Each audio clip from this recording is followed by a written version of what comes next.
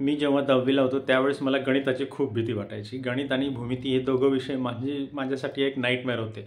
परंतु बोर्डाची एक्झाम तर द्यायचीच होती. मग त्यासाठी प्लॅनिंग काय केलं होतं मी, सर्वात आधी जो सिलॅबस होता त्यातले सर्वात इझी चॅप्टर्स जे होते ते मी साईडला काढले.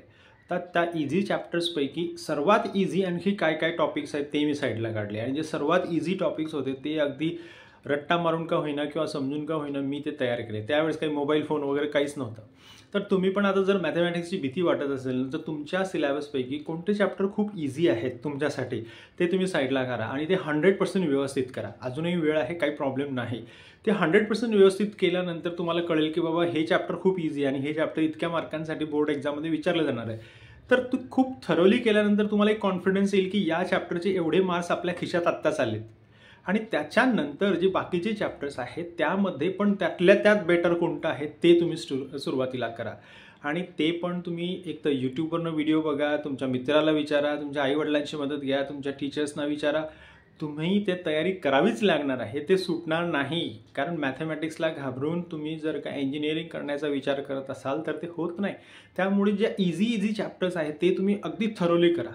आणि त्याच्यानंतर बाकीचे जे टफ चॅप्टर्स आहेत ते तुम्ही टच तर करून बघा. त्यातल्या त्यात एखादा टॉपिक, एखादं फॉर्म्युला, एखादं थेरम तुम्ही ते तरी करून ठेवा.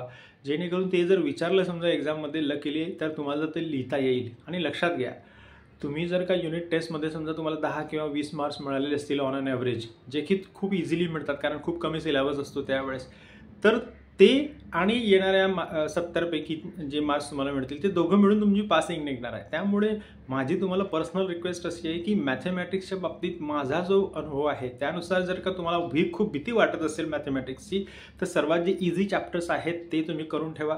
त्या इझी चॅप्टर्सला किती मार्क्स आहेत ते चेक करा आणि तेवढे मार्क्स तुम्हाला आत्ताच मिळतील जर तुम्ही ते थरोली केलं तर. आणि त्याच्यानंतर मग बाकीच्या चॅप्टर्सचा विचार करा जेणेकरून काहीतरी तरी तुम्हाला लिहिता येईल आणि तुम्ही नापास होणार नाही.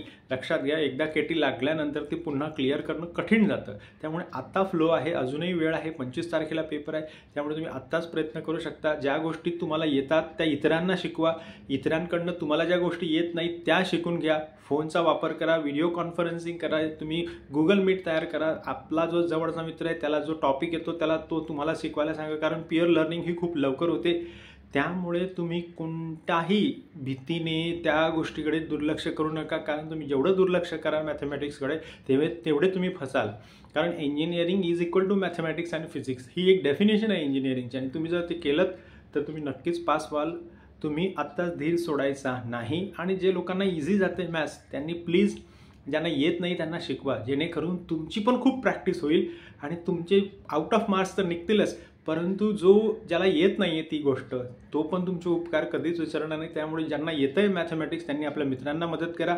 त्यांना वाऱ्यावर सोडायची गरज नाही. कारण लक्षात ठेवा, ज्यावेळेस कंपन्या येतात, इंटरव्ह्यू घेतात तेव्हा बेस्ट टॅलेंटच स्वीकारला जातो. आणि तुम्हाला जर त्यांची भीती वाटत असेल तर अशी भीती वाटण्याचे कारण नाही. कारण खूप चांगल्या कंपन्या आहेत, खूप साऱ्या आहेत. एक व्यक्ती फक्त एकाच कंपनीत एकदा काम करू शकणार आहे. त्यामुळे तुमची कोणाचीही कॉम्पिटिशन नाही आहे. तुम्हाला जर मॅथमॅटिक्स चांगलं येत असेल तर तुमच्या मित्रांना शिकवा. किंवा जेवढेही यूट्यूबवर व्हिडिओ अवेलेबल आहेत ते तुम्ही व्यवस्थित चेक करा. किंवा तुम्ही ChatGPTचा वापर करा. परंतु मॅथमॅटिक्सला सोडायचं नाही. सर्वांनी पास व्हायचं आहे आणि सेकंड सेमिस्टरला जायचं आहे. आय विश की माझी ही थोडीशी टिप्स तुमच्या उपयोगात पडेल आणि तुम्हाला पास होण्यासाठी मदत होईल. Wish you good luck.